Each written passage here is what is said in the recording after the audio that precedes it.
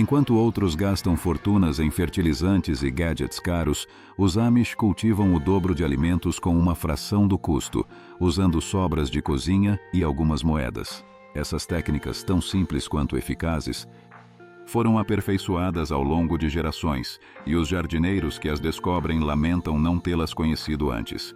É um método antigo que transforma o jardim e surpreende a todos. Sementes com a ponta para baixo, como deve ser.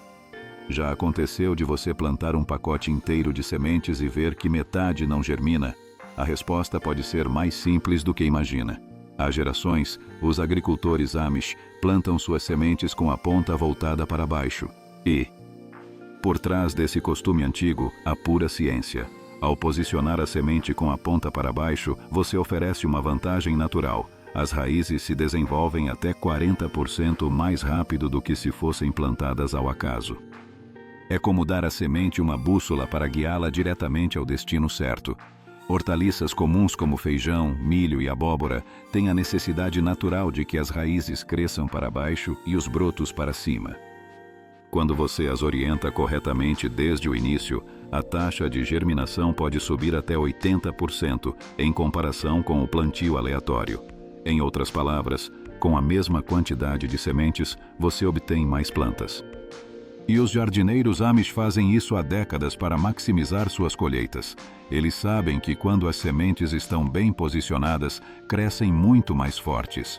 Essa técnica não foi inventada por eles. Apenas observaram a natureza e decidiram seguir seu exemplo. Vai plantar algo maior, como feijões ou abóboras? Reserve alguns segundos a mais para colocar as sementes com a ponta para baixo, e seu jardim recompensará com germinação mais rápida e plantas mais vigorosas.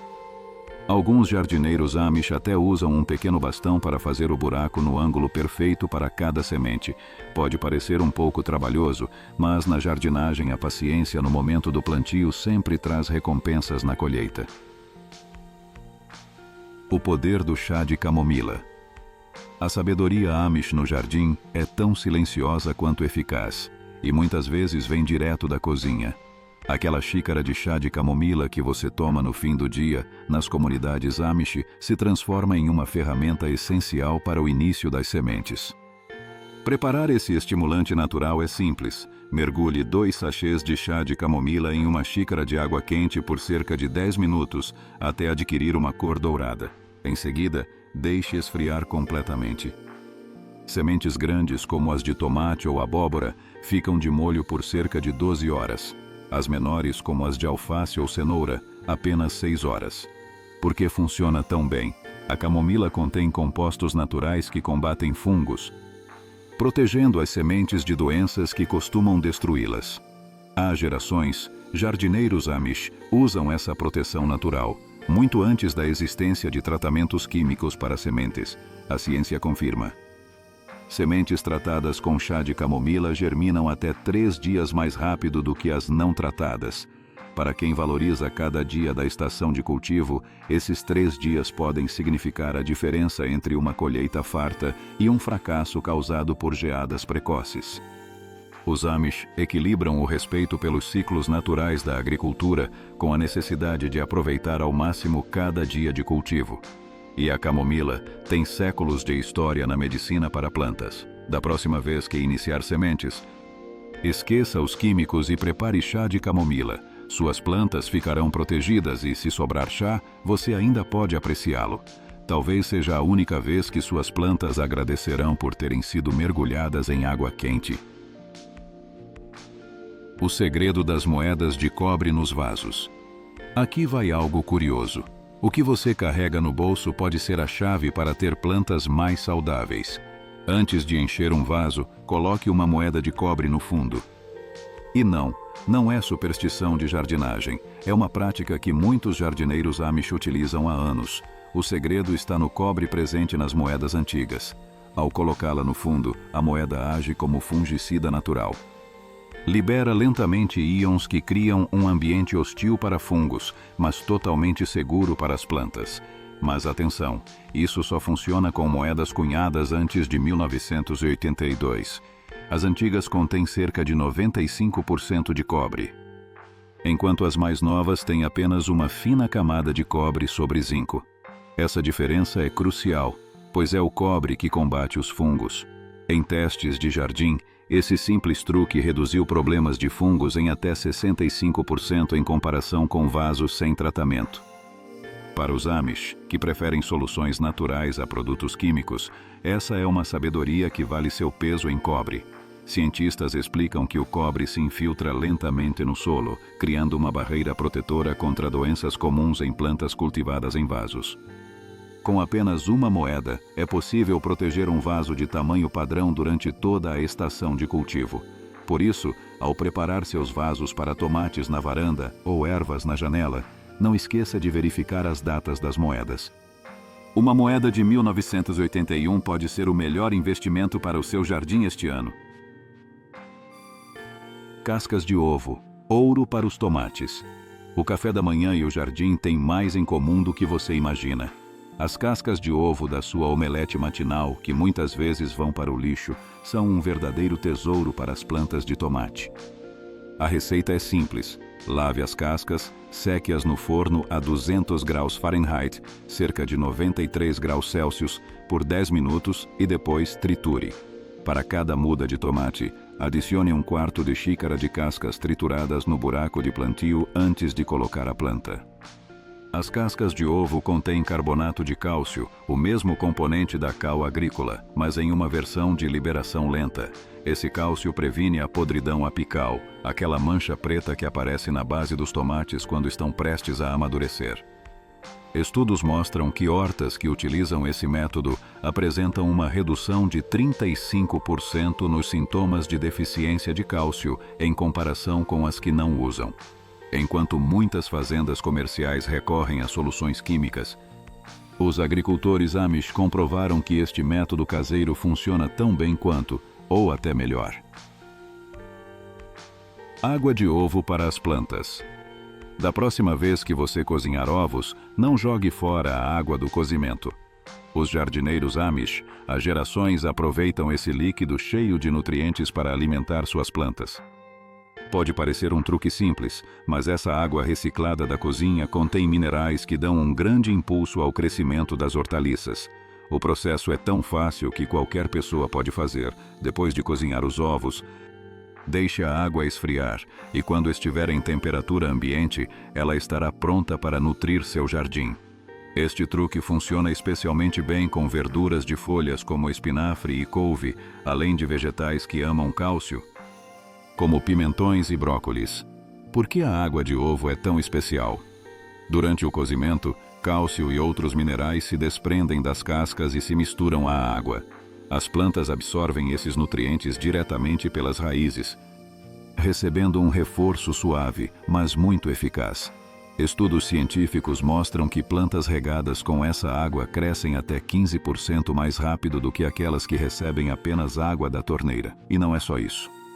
Análises de laboratório revelaram que a água de ovo contém, além de cálcio, traços de fósforo e nitrogênio, 3 nutrientes essenciais para qualquer planta. É como um fertilizante natural e delicado que, melhor ainda, não custa nada. Os Amish sempre foram mestres em reaproveitar o que outros considerariam lixo. Muito antes do conceito de reciclagem se popularizar, eles já sabiam como fechar o ciclo entre a cozinha e o jardim.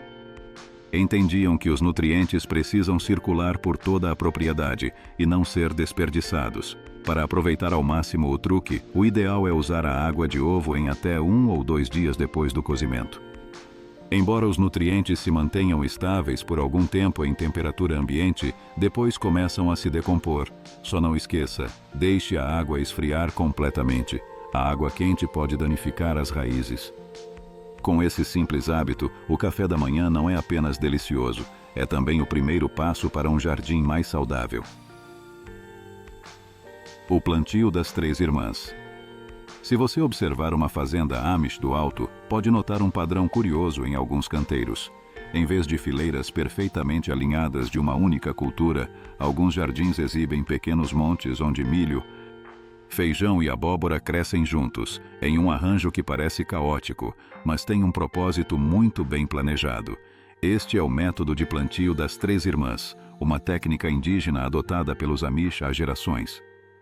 Cada monte mede cerca de 46 centímetros de largura por 10 centímetros de altura. No centro, planta-se o milho. A cerca de 10 centímetros das hastes de milho, as sementes de feijão, e a 30 centímetros do centro, as de abóbora. O que parece bagunça aos olhos inexperientes é, na verdade, uma comunidade vegetal cuidadosamente projetada, em que cada planta ajuda a outra. O milho serve como treliça natural para o feijão, que ao crescer fixa nitrogênio do ar no solo, beneficiando todas as plantas. Ao mesmo tempo, as grandes folhas da abóbora cobrem a terra, criando uma cobertura viva que controla ervas daninhas e retém a umidade. Seus caules espinhosos também afastam guaxinins e outros animais do milho. Este método não é apenas pitoresco ou tradicional, é extremamente eficiente.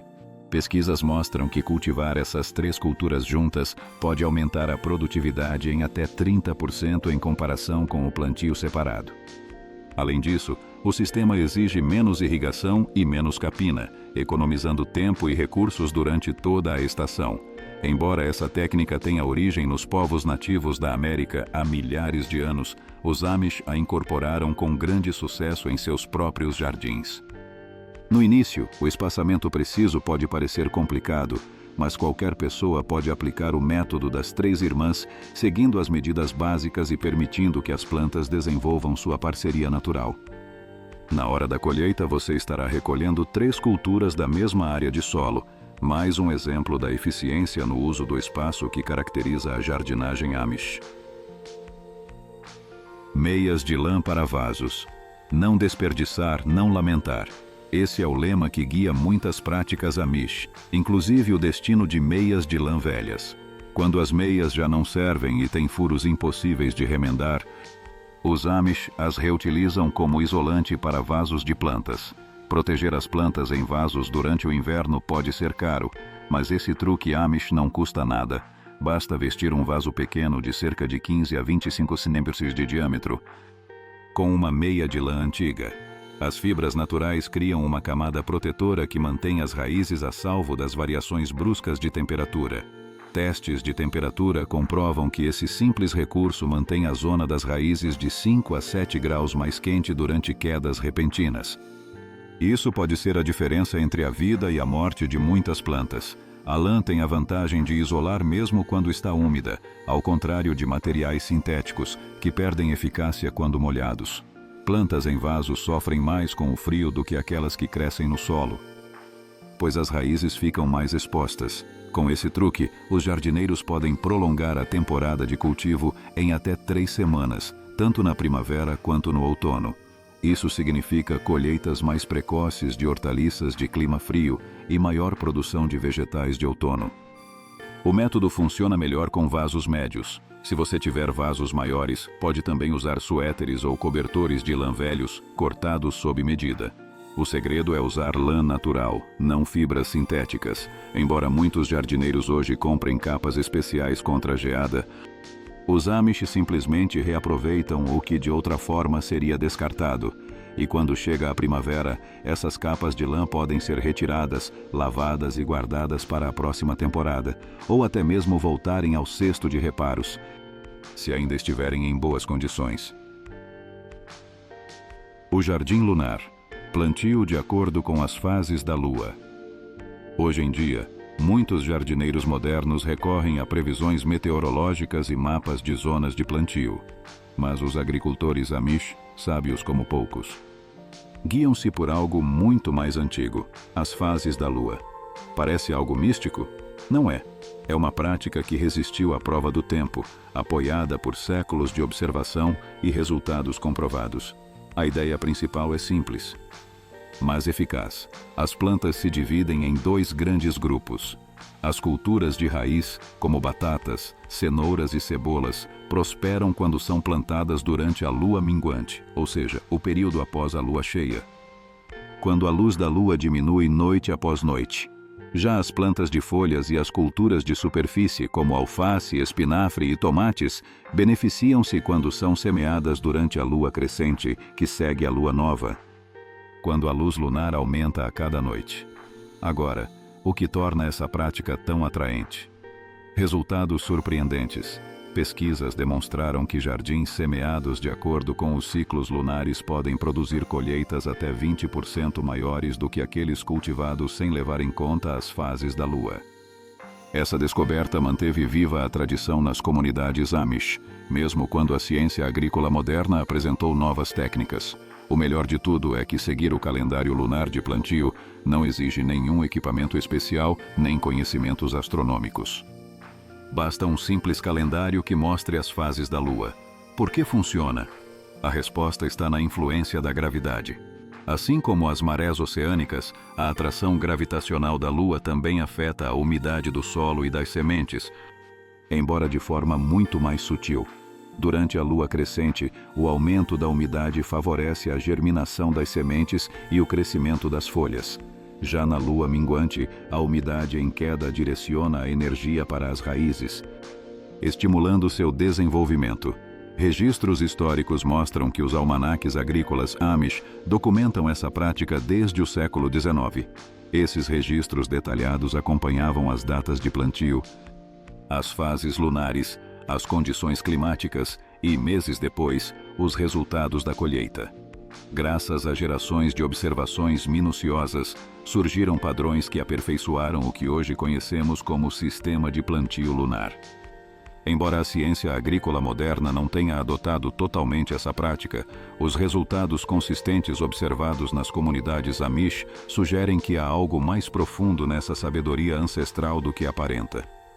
A observação paciente dos ciclos naturais continua guiando seus calendários de plantio, conectando seus jardins atuais com práticas que remontam a milhares de anos. Casca de banana, o segredo das rosas Amish. Antes de jogar fora aquelas cascas de banana, pense no que os jardineiros Amish já sabem. Esses restos de fruta podem ser a chave para ter rosas saudáveis e deslumbrantes. Esse simples truque transforma resíduos de cozinha em um fertilizante natural e poderoso. A receita? Fácil. Corte as cascas de banana em pedaços pequenos e enterre-as a 2 ou 3 centímetros de profundidade ao redor da base dos seus roseirais. Para rosas adultas, use de 2 a 3 cascas por arbusto a cada mês durante a estação de crescimento. Rosas jovens precisam de menos, cerca de 1 casca por mês. E pronto! Suas flores começarão a ficar mais fortes e cheias de vida. O impressionante é que a ciência confirma o que os jardineiros Amish comprovam em sua própria experiência. As cascas de banana são ricas em potássio, um nutriente essencial que estimula a produção de flores e fortalece os caules. Quando as rosas recebem potássio suficiente, produzem mais flores e seus caules tornam-se mais resistentes, capazes de suportar o peso das flores sem se dobrar. Os números falam por si. Jardins que seguem esse truque apresentam até 40% mais flores em comparação com aqueles que não recebem adubação. Além do potássio, as cascas de banana também fornecem minerais como magnésio, cálcio e enxofre, fundamentais para a saúde geral das plantas e sua resistência a doenças. Ao contrário dos fertilizantes comerciais, que liberam todos os nutrientes de uma vez, as cascas de banana se decompõem lentamente, liberando seus compostos de forma gradual durante várias semanas. Esse tipo de alimentação suave se assemelha à maneira como as plantas absorvem nutrientes na natureza. O melhor de tudo é que o processo de decomposição lenta reduz o risco de queima de fertilizante, um dano comum às raízes quando se usam adubos agressivos. Essa prática é outro exemplo perfeito da filosofia Amish de aproveitar o que já se tem. O que muitos jogariam no lixo transforma-se em um recurso valioso que melhora a saúde do jardim e, ao mesmo tempo, reduz o desperdício de alimentos em casa. Quando o verão chegar, suas roseiras estarão radiantes. E sua carteira também vai agradecer por não ter que comprar fertilizantes caros. E, é claro, essas belas flores nunca saberão que sua exuberância se deve a algo tão simples quanto cascas de banana. Estufas frias com janelas. Recicladas. Jardinagem o ano todo. O inverno pode parecer o fim da temporada de jardinagem, mas não para os Amish. Em comunidades onde a autossuficiência é essencial durante todo o ano, As estufas frias prolongam a época de cultivo por vários meses. Esses abrigos simples criam microclimas protegidos onde os vegetais continuam crescendo muito depois que as geadas destroem as culturas desprotegidas. O design básico de uma estufa fria utiliza janelas recicladas como tetos transparentes que deixam a luz do sol entrar enquanto retém o calor interno. Os construtores Amish colocam essas estruturas em um ângulo de 45 graus. A inclinação perfeita para captar o máximo de luz solar do inverno e permitir que neve e chuva escorram facilmente. Esse ângulo não é por acaso, é calculado com precisão segundo a trajetória mais baixa do Sol no inverno. Uma estufa fria típica consiste em uma janela reciclada montada sobre uma caixa simples de madeira não tratada. Dobradiças permitem abrir a janela para ventilar em dias mais quentes ou facilitar a colheita. O impressionante é que toda a estrutura pode ser construída sem ferramentas elétricas, usando apenas ferramentas manuais comuns nas oficinas Amish. Além disso, a temperatura dentro dessas estufas pode chegar a entre 15 e 20 graus Celsius em dias ensolarados de inverno, quando do lado de fora as temperaturas estão próximas de zero, ideal para o cultivo de plantas de clima frio. Graças a esse sistema natural de aquecimento, os jardineiros Amish conseguem estender sua temporada de cultivo entre 4 e 6 semanas no início e no fim do ano. Eles podem colher verduras frescas em dezembro e iniciar mudas semanas antes da última geada.